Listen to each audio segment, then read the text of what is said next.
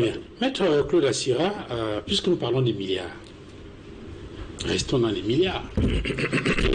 Le journal Le Jour, cette semaine, en sa grande une, écrit à Tangandji, les 16 milliards et les ONG.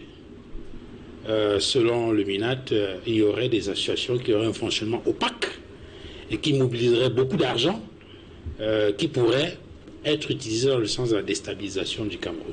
Et au nom donc de la nécessité de protéger l'État, la sécurité publique, eh bien, il enjoint ces associations, n'est-ce pas, de se conformer à un certain nombre d'exigences d'ici au 30 janvier 2025. Et pour prendre des mesures, je ne sais pas, c'est vous qui êtes juriste, c'est vous qui savez si on va appeler ça mesure conservatoire ou quoi, il a décidé de suspendre 5 organisations, parmi lesquelles le RIDAC, le réseau des défenseurs des droits humains en Afrique centrale.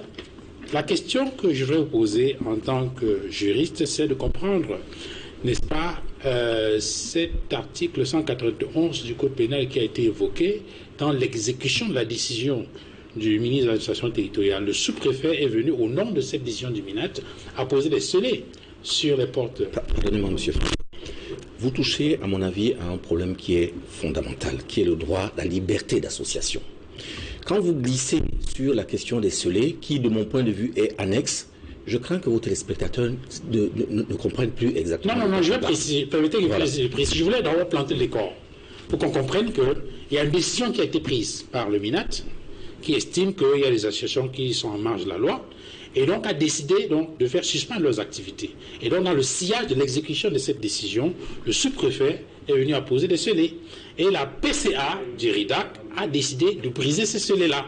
Et maintenant, dans le débat autour de est-ce qu'elle avait raison de briser les scellés ou de ne pas briser, il y a un article qui surgit, le fameux article 191 sur le prix des scellés. Et la question précise que je vais vous poser, peut-être en attendant qu'on rentre dans le débat de façon globale sur la question de la liberté d'association, je veux qu'on commence peut-être par là, sur cette affaire-là.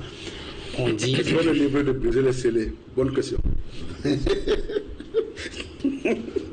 Alors, comment est-ce qu'il faut comprendre cette disposition-là, notamment cet article 191? Ce qui m'embête, je suis désolé, je vais respecter le conducteur. Oui, tout à fait, le conducteur que vous avez suivi, même si ça m'ennuie. Parce que je pense que vous parlez de la conséquence sans commencer par la cause, oui, au point de départ. Et même dans la chronologie des choses, j'aurais préféré qu'on commence par la décision, oui, qui est le point déclencheur avant d'arriver à ce qui me semble être aujourd'hui vraiment l'anecdote. Mais je vais vous répondre. Je voudrais pour cela faire une comparaison avec une autre notion qui est un peu près voisine, qui est la notion de la légitime défense. La légitime défense vous dit que si vous êtes interpellé à tort, j'insiste là-dessus, à tort, par un policier, vous ne pouvez pas dire que vous êtes défendu en lui donnant un coup de poing ou en refusant de suivre. Vous allez le suivre. En revanche, le bris des scellés a cru devoir, l'article 191 auquel vous faites référence, a cru devoir mentionner expressis verbis, de façon précise, l'exigence de la légalité, la position des scellés, la légalité. Ça veut dire que dans l'un des cas, vous n'avez pas à vous poser, dans le jargon juridique, on parle de la présomption, c'est-à-dire qu'on dit en matière de légitime défense, la légalité de celui qui agit est présumée, et c'est une présomption absolue, que vous ne pouvez pas contester. Voilà. Suivez d'abord, on verra après. En revanche, dans la question qui concerne les scellés, le législateur exige, je vous dis, dans la disposition concernant 191, il vous dit il faut que les scellés aient été légalement apposés. C'est pour ça que se pose donc d'abord, avant de savoir si elle a commis une infraction ou pas, quelle est la légalité. Et vous comprenez pourquoi je conteste l'inversion que vous avez faite dans la présentation des choses. Très bien. Voilà. Alors maintenant, vous comprenez pourquoi effectivement je pose la question, parce qu'en partant de là, on remonte maintenant à la question de la décision prise par le MINAT, à savoir de suspendre ces organisations-là, parmi lesquelles le RIDAC. Alors maintenant, sur la décision prise par le MINAT et sur les raisons évoquées justement pour suspendre là, quelle est votre analyse? Alors, moi j'ai d'abord envie de vous poser une question à vous, peut-être également qui peut concerner vos téléspectateurs. Quand vous entendez les arguments qui sont soulevés par le MINAT, c'est rien moins que le risque de financement de terrorisme, le déséquilibre du système financier. Vous pensez que vraiment ça ne vaut que 3 mois de suspension? Ça avait été vrai. Vous avez des associations qui militent, qui risquent d'être poursuivies pour le financement.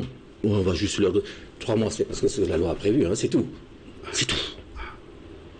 Je trouve que là... Et si on considère que c'est des mesures conservatoires? Que ce sont des mesures conservatoires. Eh bien, parlons donc des mesures conservatoires. Moi, je ne sais pas. Je pense que tous ceux qui examinent la vie publique camerounaise ont pu constater que le comportement de ce comportement public, de ce ministre, relève un peu de la psychanalyse. Entendons-nous bien, je n'ai pas dit la psychiatrie, il dit la psychanalyse. Il faudrait examiner le psychisme. Moi, je me demande, si ça ne relève pas d'une explication qu'on a entendue un jour où on nous disait que vous avez 2 catégories de ministres. Vous avez les ministres il y en a 4 ou 5 dans le gouvernement, et les autres, ce n'est que des fonctionnaires auxquels on a fait croire qu'ils étaient ministres. Je me demande si, dans son esprit, son psychisme, il ne se dit pas, je dois tout faire pour moi aussi prouver que je suis à la hauteur de la fonction. Et donc, par conséquent, il en fait beaucoup. Le problème, c'est qu'il en fait tellement qu'il en fait trop. Et du coup, il est presque souvent hors de tout, hors du temps. Mais je suggère qu'on reste sur la décision je vais vous répondre concernant justement le... Je vais vous répondre. Je vais prendre le décor. Oui. Parce que je pense que vous ne pouvez pas déconnecter cette décision-là de tout ce qui constitue la personnalité de ce monsieur auparavant. Ce n'est pas une décision... Parce qu'on peut avoir le sentiment qu'on fait une fixation sur la personnalité, alors qu'en fait, ce qui nous intéresse, c'est l'acte qu'il a posé, et on essaie de trouver les fondements, on va dire juridiques, par exemple, de cette décision qui a été prise. Bien. Il a fondé sa décision sur le fait que, si vous voulez qu'on vienne directement au fait, il a fondé sa décision sur le fait que les 4 points que je vous ai indiqués tout à l'heure, dont je ne sais pas si vous avez... Il parle de financement illicite. Et inadéquat avec le profil d'activité, non-respect des dispositions légales relatives au fonctionnement d'un organe à but non lucratif, activité de nature à porter atteinte à l'intégrité du système financier et absence de justification et de destination des financements reçus. Bien. Pour cela, il s'appuie donc, je crois, sur l'article 13 de la loi de 1990. Bien. Sauf que, si vous lisez la loi de 1990, pour ne rester qu'au niveau de la loi vous dit que ça doit être sur proposition. Le ministre de l'administration territoriale peut, vous pouvez la lire, sur proposition motivée du préfet, suspendre par arrêté toute association pour trouble à l'ordre public. Moi, j'ai envie de vous dire, nous avons tous écouté ce ministre.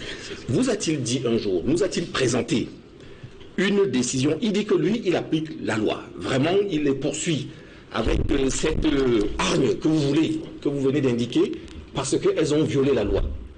Est-ce que quand on poursuit quelqu'un pour avoir violé la loi, la première contrainte à laquelle on est soumis, ce n'est pas de commencer d'abord soi-même à appliquer la loi? On vous dit on a besoin, c'est-à-dire que ce n'est pas le ministre lui-même de là où il est, c'est le préfet. Parce que c'est lui qui est territorialement près du lieu d'activité. Et on aurait donc pu s'attendre à ce qu'ils nous disent, j'ai été saisi par le préfet du Vouri, qui pense que voilà, et donc sur ces bases-là, j'ai décidé. On n'a jamais eu ce texte-là. Jamais, ça n'existe pas. Donc là, déjà, vous avez une grosse violation de la loi par celui qui lui-même le reproche cette attitude à d'autres personnes. Et puis, en outre, moi j'ai envie de vous poser la question également. Je voudrais savoir, quelle est la motivation sur la base de laquelle le ministre a pris cette décision? Quand je vous parle de l'antériorité de son comportement, ce n'est pas juste simplement pour faire de l'agitation ou l'esbrouffe. Quand vous avez des choses qui sont aussi graves, elles doivent pouvoir être matérialisées par des éléments, des documents que vous apportez. Je vous signale en passant que on est là en matière d'atteinte à une valeur protégée par la Constitution du Cameroun, dont est garant le président de la République. Lequel président de la République lui-même proclame tous les jours que lui, ce qu'il va nous laisser en héritage, vous avez de temps en temps cité un certain nombre de ces mots, c'est la démocratie. Et la prospérité. Mais comment peut-on imaginer qu'on puisse porter atteinte avec autant de légèreté à une valeur que le président, c'est-à-dire celui qui est le seul élu, en réalité, dans l'exécutif, c'est le seul qui est élu, il n'y en a pas d'autre. Celui qui qui dirige l'action de l'État, on ne peut pas porter atteinte à une valeur avec autant de débats. Donc, moi, je me serais attendu à ce que, juridiquement, politiquement, socialement, le ministre nous apporta les éléments sur la base desquels il fait asseoir les griefs qu'il a contre le REDAC et d'autres associations. Au lieu de ça, on n'a rien du tout. On a tout simplement des grandes proclamations. On vous dit que il y a des incantations, ils ont porté atteinte au système financier. À aucun moment vous nous voyez ce sur quoi, c'est-à-dire la motivation sur la base de laquelle on peut faire asseoir une telle, ça s'appelle en droit la motivation. La motivation, c'est l'ensemble des éléments de fait et de droit que vous développez pour pouvoir justifier une motivation. Et tout ça, c'est pour éviter l'arbitraire, tout simplement. Donc, en dehors de ces incantations, en dehors de ces proclamations, vous ne retrouvez rien d'autre sur la base desquelles le ministre peut véritablement faire asseoir sa décision. Donc, vous avez là-dedans une violation de la Constitution, vous avez un vice de procédure, puisqu'il ne prend pas la peine de demander préalablement au préfet d'obtenir la base sur laquelle, le substrat sur lequel il peut faire reposer sa décision. Vous n'avez aucune motivation de sa décision qui est purement et simplement un arbitraire administratif. Et tout ça, encore une fois, c'est pour ça que je vous indiquais que ça relève simplement de la personnalité dans l'exécutif. C'est le seul qui est élu, il n'y en a pas d'autre. Celui qui dirige l'action de l'État, on ne peut pas porter atteinte à une valeur avec autant de débats. Donc, moi, je me serais attendu à ce que, juridiquement, politiquement, socialement, le ministre nous apporta les éléments sur la base desquels il fait asseoir les griefs qu'il a contre le REDAC et d'autres associations. Au lieu de ça, on n'a rien du tout. On a tout simplement des grandes proclamations.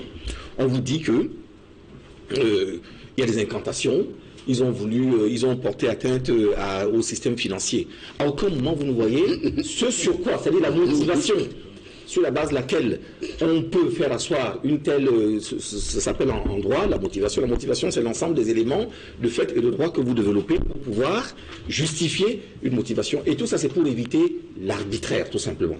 Donc, en dehors de ces incantations, en dehors de ces proclamations, vous ne retrouvez rien d'autre sur la base desquelles le ministre peut véritablement faire asseoir sa décision. Donc, vous avez là-dedans une violation de la Constitution, vous avez un vice de procédure, puisqu'il ne prend pas la peine de demander préalablement au préfet d'obtenir la base sur laquelle, le substrat sur lequel il peut faire reposer sa décision. Vous n'avez aucune motivation de sa décision qui est purement et simplement un arbitraire administratif.